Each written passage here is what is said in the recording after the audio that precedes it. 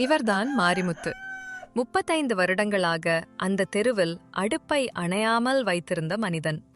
வெயிலும் மழையும் பார்த்தவன், வெற்றியும் தோல்வியும் சுவைத்தவன். ஆனால் அவன் மனசுக்குள் எரிய ஆரம்பித்த தீயை அந்த ஊர் யாரும் கவனிக்கவில்லை. மாரிமுத்துவின் கைகளில் சமைந்த பிரியாணி வாசனைக்கு அந்த கிராமம் பழகியிருந்தது. மாரி அண்ணன் கடை என்ற பெயர் நம்பிக்கையாக மாறியிருந்தது. ஆனால் நம்பிக்கை உள்ள இடத்தில் கூட சில நேரங்களில் நிழல் வந்து நிற்கும். காலை நேரம், மாரிமுத்து கடை. எங்க அப்பா காலத்திலிருந்து நாங்க இந்த ஊர்ல சாப்பாடு விற்று வாழ்றோம். சுத்தமான கையால, நம்பிக்கையில தான் நாங்க வியாபாரம் பண்ணுவோம். இந்த ஊரு மக்கள் எங்களுக்கு குடும்பம் மாதிரி. அண்ணே, உங்க கையால மசாலா போட்ட வாசனை தூரத்துல இருந்தே வருது. நான் பல இடம் வேலை பார்த்திருக்கேன். ஆனா உங்க மாதிரி சமைக்க யாருக்கும் தெரியாது. கண்ணா, சமைப்பது கையால இல்லடா, மனசால. மனசு சுத்தமா இருந்தாதான் சுவை வரும். அந்த மனசுக்குள்ளதான் சில நாட்களில் சின்ன சின்ன பிளவு தோன்ற போகிறது. புதிய பலகை. ராசு ஸ்பெஷல் தலப்பாக்கட்டி பிரியாணி. ஏயா, மாரிமுத்து கடை நல்லதுதான். ஆனா இந்த ராசு கடையில வாசனை வேற மாதிரி வருதுந்த. நேற்று சாப்பிட்டேன், ரொம்ப நல்லா இருந்துச்சு. ஆமாம்பா, மேலும் அவன் ஆஃபர் கொடுக்கறான். ஒரு பிளேட் வாங்கினா எக் ஃப்ரீ. புது கடைனா கூட்டம் இருக்கும். காலம்தான் சொல்லும் யாரு நிலை நிக்கிறாங்கன்னு. என்னங்க இவ்வளவு சோகம் முகத்துல? வியாபாரம் கொஞ்சம் குறைந்தா அதுக்காக இவ்வளவு யோசிக்கிறீங்களே? குறைந்தா இல்ல, பாதி ஊரும் அவன் கடை போயிடுச்சு. நான் இத்தனை வருடம் கட்டின நம்பிக்கையை அவன் 2 நாள்ல எடுத்துட்டான். என்ன குறை என்னோட பிரியாணில? உங்க பிரியாணில குறை எதுவும் இல்ல. ஆனா பொறுமை இல்லாத மனசுலதான் குறை இருக்கும். பொறுமையா இருங்க. நான் தோற்றுட்டேன்னு ஊர் சொல்ல ஆரம்பிச்சா எங்க அப்பா பேருக்கு என்ன முகம் காட்டுறது? வெற்றி வந்தாதான் மனிதன் பெரியவன் இல்லங்க, தோல்வி வந்தாலும் நிமிர்ந்து நிற்பவன்தான் பெரியவன். ஒரு வார்த்தை சில சமயம் உயிரை காப்பாற்றும். ஆனா சில சமயம் ஒரு நண்பன் சொல்லும் வார்த்தை மனசை விஷம் போல மாறச் செய்யும். இரவு. வெரிசோடியா கடை பழனி வருகை. டேய் மாறி, இப்படி இருந்தா உன் கடை மூடணும். ஏதாவது பண்ணணும். அவன் கடை ரெப்யூட்டேஷன் கெடுக்கணும். என்ன பண்ண சொல்றே? இரவு அவன் கடையில மசாலா டப்பால உப்பு அதிகமா போட்டுடலாம். நாளைக்கு மக்கள் சாப்பிட்டு துப்பிடுவாங்க. அவன் பேர் போயிடும். அது தப்புன்னு தெரியாதா உனக்கு? வியாபாரம் பண்ணுறதுல நல்லவனாக இருந்தா மட்டும் போதாது, புத்தியும் வேணும். இல்லனா வாழ முடியாது. நான் இதுவரைக்கும் யாருக்கும் துன்பம் செய்யலடா. ஆனா இப்போ என் நிலை பார்த்தா. இதோ ஒரு மனிதன் மனசு 2 பாதை முன் நின்றது. ஒரு பாதை நேர்மை, மற்றொரு பாதை பொறாமை. அவன் எதை தேர்வு செய்கிறான்? இது தப்புன்னு தெரியும். ஆனா என்ன பண்ண? என் வாழ்க்கை கையிலிருந்து போயிடுது. அவன் டப்பா திறக்க முயற்சி. மாரியண்ணே, திரும்புகிறான். நீங்க இங்க என்ன பண்ணிக்கிட்டு இருக்கீங்க? உங்க முகத்துல கலக்கம் தெரியுது. என்ன ஆச்சுன்னு? நான் தப்பா நினைச்சுட்டேன். உன் கடை நல்லா போகுது. என் கடை சாவதுக்கு வந்துடுச்சு. நான் பொறாமப்பட்டேன். உன் வியாபாரம் கெடுக்க வந்தேன். உண்மை. அண்ணே, இந்த ஊர்ல நான் கடை வச்சதுக்கு காரணம் உங்கதான். நான் சின்னவனா இருக்கும்போது உங்க கடையில வேலை பார்த்தவன். உங்க கையால பிரியாணி கத்துக்கிட்டவன். நான் உங்க போட்டி இல்ல, உங்க சீடன். நீயா அந்த ராசு? நீங்க சாப்பாடு கொடுத்து என்ன படிக்க வச்சது மறந்துட்டீங்களான்னு? நான் வளர்ந்ததுல உங்க பங்கு அதிகம். நான் வெற்றி அடைந்தா அது உங்க கற்றுத்தந்ததாலதான். நீங்க தோத்துட்டீங்கன்னா அது என் தோல்விதான். நாளை முதல் நாம 2 பேரும் சேர்ந்து கடை நடத்தலாம்னு நினைச்சேன். பொறாமை கொண்டு வந்த கைகள் இப்போது நடுங்கிக் கொண்டிருந்தது. அந்த நடுக்கத்தில் வெட்கமும் வருத்தமும் கலந்திருந்தது. மறுநாள் காலை அந்த இரவு முடிந்தது. ஆனால் மாரிமுத்துவின் மனசுக்குள் நடந்த புயல் இன்னும் அடங்கவில்லை. கதிரவன் மெதுவாக எழுந்தான். கிராமம் வழக்கம் போல் விழித்துக் கொண்டது. ஆனால் இன்று மாரிமுத்துவின் அடிகள் மாறுபட்டிருந்தது. இந்த கதவை நான் எத்தனை வருடமா திறக்கிறேன்னு தெரியுமா? ஆனா இவ்வளவு பயத்தோட, இவ்வளவு வெட்கத்தோட நான் ஒரு நாளும் திறந்ததில்லை. நேற்று நான் செய்ய நினைத்தது, எங்க அப்பா உயிரோடு இருந்தா என்னை மன்னிப்பாரா? ஒரு மனிதன் தவறு செய்ய நினைத்துவிட்டு அதை செய்யாமல் திரும்பும் அந்த நொடியில்தான் அவன் வாழ்க்கையின் உண்மையான வெற்றி தொடங்குகிறது. இன்று மாரிமுத்து கடையை திறந்தது மட்டுமில்லை, அவன் மனசையும் திறந்தான். கண்ணன் வருகிறான். அண்ணே, இன்று சீக்கிரமா வந்துட்டீங்க. முகம் ஏன் இவ்வளவு சோர்வா இருக்கு? கண்ணா, ஒரு விஷயம் சொல்லணும். நேத்து நான் பெரிய தவறு செய்ய நினைச்சேன். ராசு கடைக்கு போய் அவன் வியாபாரம் கெடுக்க நினைச்சேன். அண்ணே, நீங்களா? அது உங்க குணமே இல்லையே. ஆமா, அதுதான் என்னை இன்னும் கஷ்டப்படுத்துது. நான் என்னை இழக்கப் போனேன் கண்ணா. ஆனா கடவுள் காப்பாத்திட்டார். தவறை ஒப்புக்கொள்வது பலவீனமில்லை, அதுதான் உண்மையான தைரியம். அந்த காலை மாரிமுத்து தன் வேலைக்காரனிடம் கூட உண்மையை மறைக்கவில்லை. ராசு வருகை அந்த நேரம். ராசு மெதுவாக மாரிமுத்து கடைக்குள் வந்தான். அண்ணே, இன்று முதல் நம்ம இருவரும் சேர்ந்து வேலை பார்க்கணும் என்றீங்களே, அதுக்காகத்தான் வந்தேன். ராசு, நீ என்ன மன்னிச்சுட்டே. ஆனா நான் என்னை இன்னும் மன்னிக்கலை. நீ என் சீடன் மட்டும் இல்லடா, இன்றி முதல் என் தம்பி. அண்ணே, நேத்து இரவு நீங்க கண்ணீர் விட்டதை பார்த்ததும் எனக்கு புரிஞ்சது. உங்க மனசு கெட்டுப் போகவில்லை. சில நேரம் காயமாயிருந்தது. அந்த காயம் இப்போ ஆற ஆரம்பிச்சிருக்கு. காயம் ஆறும்போது வலி இருக்கும், ஆனால் அந்த வலிக்குப் பிறகு வரும் அமைதி, அது வாழ்க்கையின் மிக அழகான பரிசு. ஆனால் வாழ்க்கை சில நேரங்களில் மனிதன் திருந்தியதை உடனே ஏற்றுக்கொள்ளாது. அவன் மனசு சுத்தமாயிருக்கும் நேரத்தில்தான் புது சோதனை கதவை தட்டும்.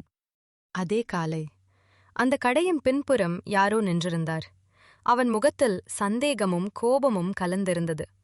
அவன் பெயர் சின்னதுரை. நேற்று மழை இரவில் மாரிமுத்து ராசு கடை பக்கம் போனதை தொலைவிலிருந்து பார்த்தவன். அவன் மனதில் ஒரு சந்தேகம். அவன் ஏதாவது தப்பு செய்தானோ? நேத்து இரவு மழை கொட்டிக்கிட்டு இருந்த நேரத்துல அவன் ராசு கடை பக்கம் நனைஞ்சபடி போனதை என் கண்களாலேயே பார்த்தேன். இப்போ எல்லாரும் ஒன்றா சேர்ந்து நிக்கிறாங்கன்னா அதுக்குள்ள ஏதாவது மறைவு இருக்காம போகாது. இந்த விஷயத்த உடனே பஞ்சாயத்து தலைவர்கிட்ட சொல்லி விசாரிக்கணும். இல்லைன்னா நாளைக்கு பெரிய பிரச்சனை ஆயிரும். சின்னதுரை ஓடிச் செல்கிறான். சில சமயம் உண்மை நடந்தாலும் அதை பார்த்த கண்கள் தவறாக புரிந்து கொள்ளும். அந்த தவறான புரிதல் இப்போது ஒரு புயலாக மாறப்போகிறது. பஞ்சாயத்து அழைப்பு. மதியம். ஊர் நடுவில் பெரிய ஆலமரம் கீழ் பஞ்சாயத்து தலைவர் முத்தையா அமர்ந்திருக்கிறார். மாரிமுத்துவையும் ராசுவையும் அழைச்சு வாங்க. மக்கள் மெதுவாக கூட ஆரம்பிக்கிறார்கள்.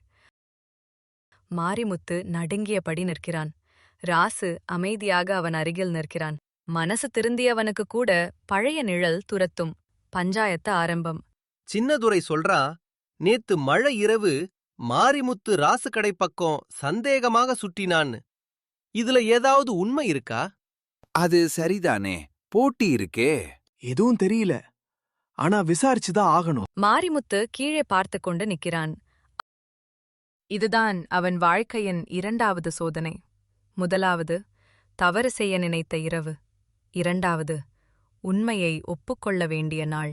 அவன் வாய் திறக்கப் போகும் நேரத்தில், ஐயா, நான் சொல்லட்டுமா? சொல்லு ராசு. நேத்து மழை இரவு அண்ணன் என் கடை பக்கம் வந்தது உண்மைதான். ஆனா அவங்க தப்பு செய்ய வரல. அவரை நான் பார்த்தப்போவே அவரோட மனசு குழம்பி இருந்தது.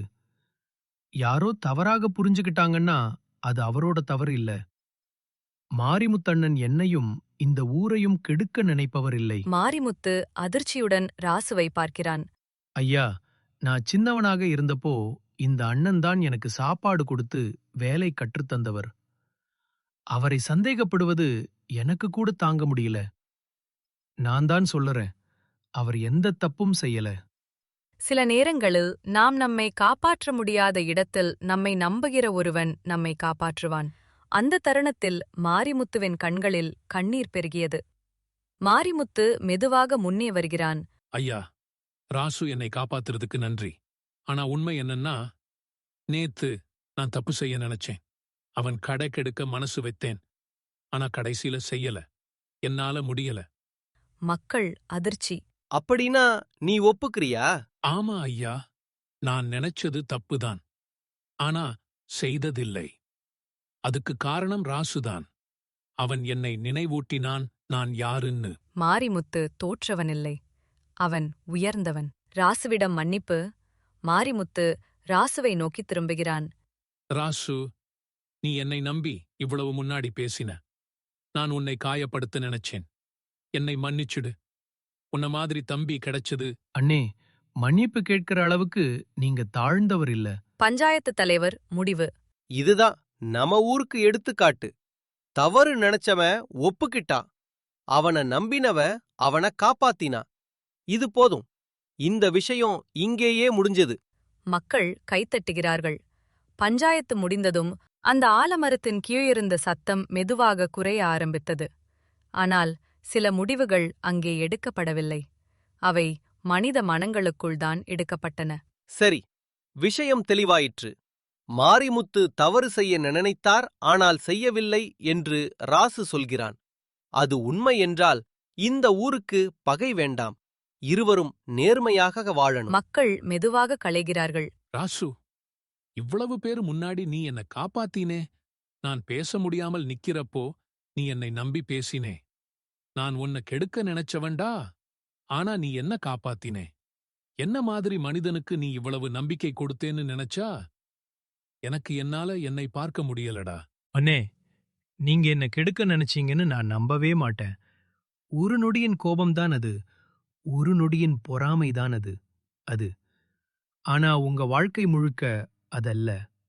நான் உங்க கையில் சமைக்க கட்டுக்கிட்ட நாளை மறந்துட்டேனா? நீங்க சொன்னீங்க, சாப்பாடு சமைக்கிறவன் மனசு கெட்டா சுவை வராதுன்னு. அந்த வார்த்தை உங்க மனசுல இருந்தது. அதான் உங்களை தடுத்தது. ஒரு சீடன் அவன் கற்றுக்கொண்ட பாடத்தை அவனுடைய குருவுக்கே திருப்பிக் கொடுக்கிறான். அது தோல்வி இல்லை, அது வாழ்க்கையின் மிகப்பெரிய வெற்றி. மாரிமுத்து கண்ணீர் வழிய, ராசு, என்னை மன்னிச்சுடுடா. நான் உன் அண்ணனா இருக்க தகுதி இல்லாம போயிட்டேன். இப்போ இந்த ஊரு முன்னாடி சொல்றேன், நான் இனிமே உன்னை போட்டியா பார்க்க மாட்டேன். நீ முன்னேறினா நான் சந்தோஷப்படுவேன். நான் முன்னேறினா நீ சந்தோஷப்படணும். அதுதான் உண்மையான உறவு. அண்ணே, மன்னிப்பு கேட்கறதுக்கே உங்க மனசு பெரியதுன்னு தெரிகிறது. நம்ம இருவரும் சேர்ந்து இந்த ஊருக்கு ஒரு உதாரணமா இருக்கலாம். போட்டி இருந்தாலும் பகையில்லாம இருக்க முடியும் என்பதை நிரூபிக்கலாம். அந்த காட்சி ஒரு சாதாரண சமரசமில்லை. ஒரு மனிதன் தன் அகந்தையை கீழே வைத்த நிமிடம் அது. கிராமம் பார்த்தது பஞ்சாயத்து தீர்ப்பு மட்டுமில்ல, மனசு திருந்திய மனிதன் பிறந்த காட்சி. அந்த மாலை கிராம மக்கள் கூடுகிறார்கள். ஏய், இங்க என்ன நடக்குது? இரு கடை முதலாளிகளும் சேர்ந்து நிக்கிறாங்க. இது நல்ல அறிகுறி. போட்டி இருந்தா முன்னேற்றம் வரும். ஆனா பகை இருந்தா வீழ்ச்சி வரும். ஊருக்காரங்களே, நான் ஒரு விஷயம் சொல்லணும். பொறாமை என்னை கெடுக்கப் போயிருந்தது. ஆனா இந்த ராசு என்னை காப்பாத்தினான். இன்று முதல் நாங்க போட்டி இல்ல, ஒன்றாக இருப்போம். இந்த கடையில சமைக்கிற ஒவ்வொரு அரிசி தானியமும் அண்ணன் கற்றுத்தந்த பாடத்தோட தான் இருக்கும். நாங்க சேர்ந்து இந்த ஊருக்கு நல்ல சாப்பாடு கொடுக்க போறோம். அந்த காலை கிராமம் ஒரு புதிய காட்சியை பார்த்தது. 2 அடுப்புகள் இருந்த இடத்தில் ஒரே மனசு எரிய ஆரம்பித்தது. பிரியாணி வாசனை காற்றில் பரவியது. ஆனால் அந்த வாசனைக்கு மேலாக மன்னிப்பின் மனம் பரவியது. மாரிமுத்து அந்த நாளில் கடையை திறந்தது வியாபாரத்துக்காக அல்ல, அவன் வாழ்க்கையை மீண்டும் தொடங்குவதற்காக. பொறாமை அவனை சாம்பலாக்கவில்லை. அந்த சாம்பலிலிருந்து அவன் புதிய மனிதனாக எழுந்தான். அந்த கிராமத்தில் இன்று வரை மக்கள் சொல்லிக்கொண்டே இருப்பார்கள், பிரியாணி சுவை மட்டுமில்ல, அந்த கடையில் மனசு திருந்திய மனிதன் சுவையும் இருக்கு என்று.